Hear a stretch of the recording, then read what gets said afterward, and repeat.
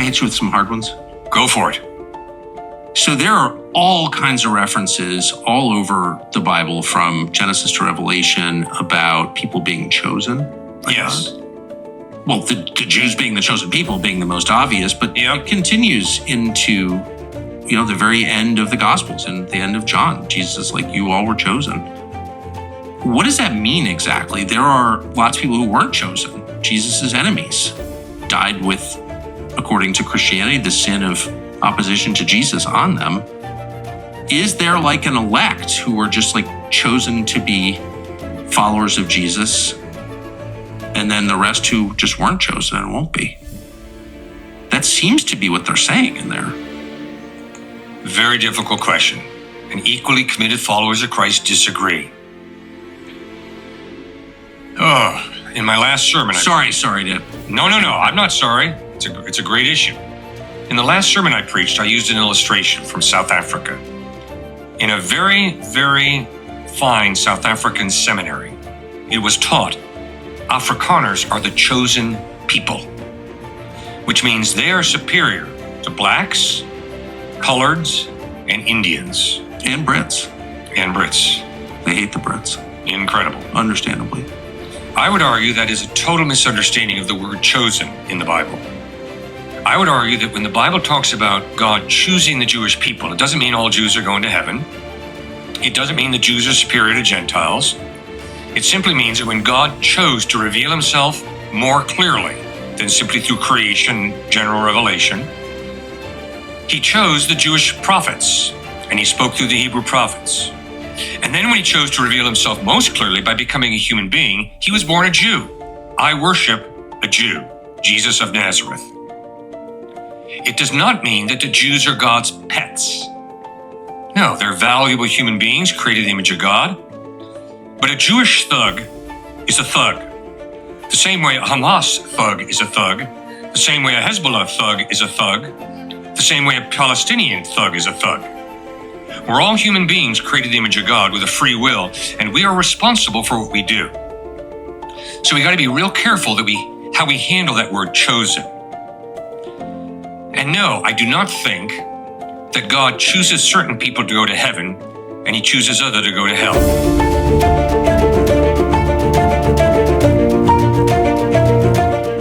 Welcome, everybody. If you are new here, thank you for being here. If you have been here, thank you for being here, regardless. You get what I'm saying? Let's talk about this real quick. I'm gonna make this video short. Before we start this, like always, I got my notes. Okay, I got my notes right here. I want to say this. First, I appreciate everybody, okay? Anybody that's watching these videos, I appreciate you. Let's grow together. Any topics that you want me to talk about, you can comment below. Appreciate you. I always say this to people. Every religion out there is diabolical, okay? I'm not hiding this. I say this many times. The part where he said, according to Christianity. According to Christianity. And who the heck is Christianity? Who gave authority to Christianity? I'm going to keep talking about this, the term authority. Who gave these people authority to tamper with these scriptures? To do with the scriptures whatever they want to do. Now let's get into this, man. Let's get into this. Again, like I said, I got my notes here, like always, okay? Always, okay? There's one word in the scriptures that Christians use constantly, but panic the moment it's actually defined. That word is chosen, okay? Chosen.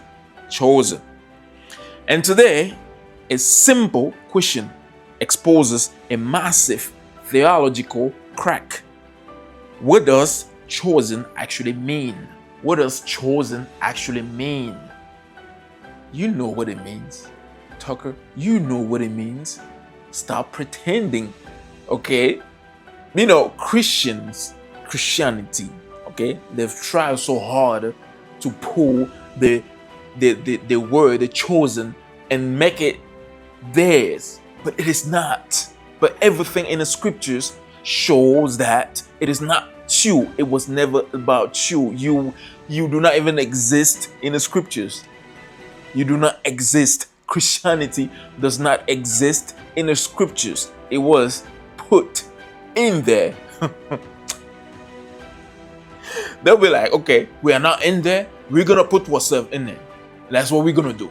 We're going to, you know what I'm saying? Constantine, the Council of Nicaea, okay? Study history. Study history. Let's continue. What does chosen actually mean? That question should have a clear answer. We always go section by section. Now we're going to go section 1, okay? The question that shouldn't be hard. That shouldn't be hard, okay? Tucker asking, what does chosen actually mean? Is there like an elect who were just like chosen to be followers of Jesus, and then the rest who just weren't chosen and won't be?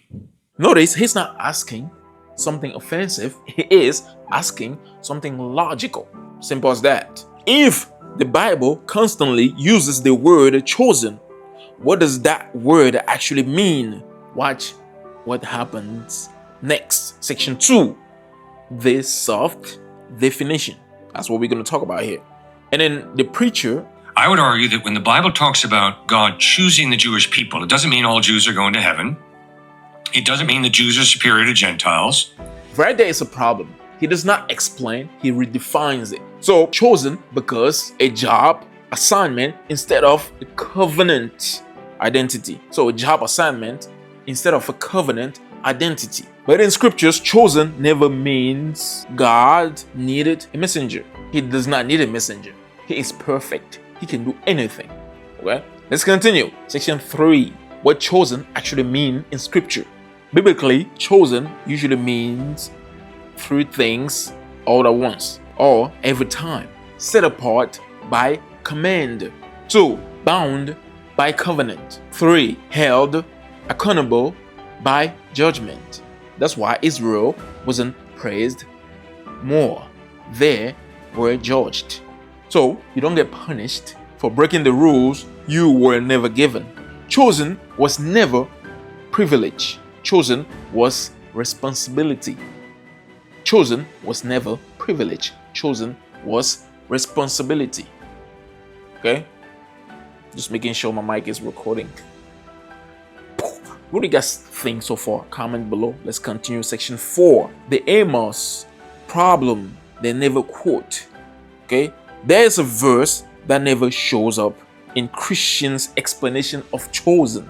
You only have I known of all the families of the earth. Therefore, I will punish you for your iniquities.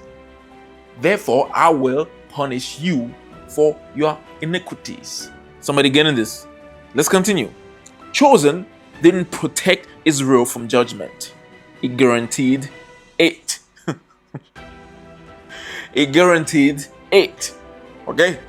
So that verse alone destroys the idea or the theology that chosen simply means what? Used. Okay? Used. Like the preacher said. Okay? Let's debunk. We do not need to get things from anywhere, from this and that, according to Christianity, according to that. You want to debunk anything? Use the scriptures. Do not go anywhere. It's all in here. It's all in here, man. That preacher is the Christian preacher that he has seen bunch of his videos. He's preaching over here, he's preaching over there. I seen him. He was with his friend. I don't know who that guy was. They asked a question, what do you think about tattoos? The guy that was with him said, unless a commandment is repeated in the New Testament, you should disregard it. That preacher that's with Tucker did not say anything. That I was shocked. Okay, I was shocked. But let's continue here. Let's continue. What do you guys think so far? Section 5. I worship a Jew. I worship a Jew, Jesus of Nazareth. That is not a solution. It quietly dodges the real issue. Yes, Jesus was a Jew, but Christianity keeps his ethnicity while disconnecting him from the covenant he lived under. They kept the image, but they discarded obedience. Or should I say they keep, because it's still going on. They keep the image, but discard the obedience. Okay? What do you guys think about this? Comment below.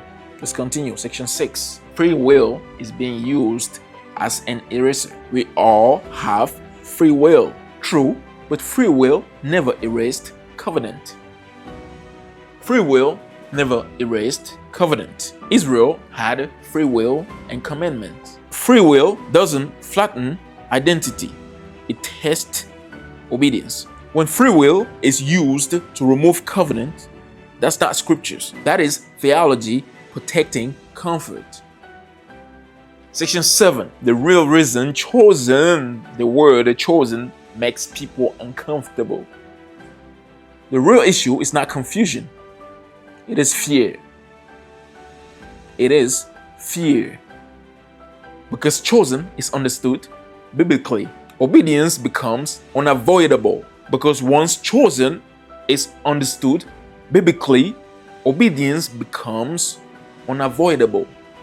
And modern Christianity doesn't struggle with belief. It struggles with submission. Submission.